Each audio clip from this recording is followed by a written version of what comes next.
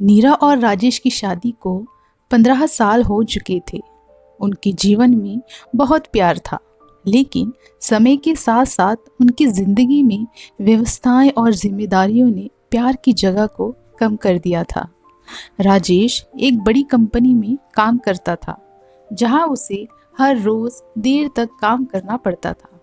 नीरा एक गृहिणी थी जो घर और बच्चों की देखभाल करती थी।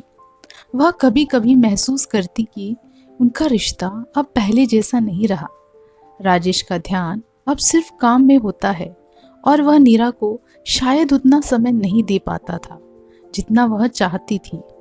एक दिन नीरा ने राजेश से कहा, तुम्हें याद है जब हमारी शादी हुई थी? तब हम कितने खुश थे।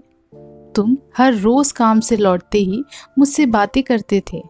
अब तो जैसे हम बस साथ रहते हैं, लेकिन साथ नहीं। राजेश ने थोड़ी खामोशी के बाद जवाब दिया, मुझे पता है नीरा, मैं भी महसूस करता हूँ कि हम दूर हो गए हैं, लेकिन मेरा काम बहुत ज़रूरी है। हमें बच्चों के भविष्य के लिए ये सब करना पड़ता है। नीरा की आंखों में आंसू आ गए। वह धीरे से बोली, पर राजेश, मैं सिर्फ तुम्हारा समय और साथ चाहती हूँ। पैसे और आराम से ज़्यादा तुम्हारा प्यार मेरे लिए बहुत ज़रूरी है। राजेश ने नीरा के चेहरे पर दर्द देखा। उसे एहसास हुआ कि वह अपने काम में इतना डूब गया था कि उसने नीरा की भावनाओं को समझने की कोशिश ही नहीं की थी। उसे याद आया कि जब उन्होंने जीवन की शुरुआत की थी तो वे एक दूसरे के साथ कितने खुश थे।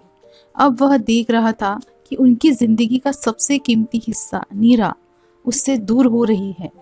उस रात राजेश ने अपने बॉस को एक मेल भेजा जिसमें उसने कुछ वक्त के लिए छुट्टी की दरखास्त की। अगले दिन उसने नीरा को सरप्राइज दिया। वह उसे बाहर घूमने के लिए ले गया, वही जगह जहां वे अपनी शादी के बाद हनीमून पर गए थे। नीरा ने राजेश की आंखों में फिर से वही पुराना प्यार देखा। उसने धीरे से पूछा, ये सब क्यों राजेश? राजेश ने उसका हाथ पकड़कर और कहा, मुझे एहसास हो गया है कि काम ज़रूरी है, लेकिन तुमसे ज़्यादा नहीं। मैं तुम्हारे बिना अधूरा हूँ और जब मैं तुम्हारे साथ हर पल जीना चाहता हूँ।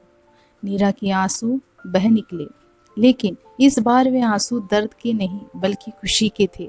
उसने महसूस किया कि उनका प्यार अब भी उतना ही मजबूत था, बस उसे फिर से जगाने की ज़रूरत थी।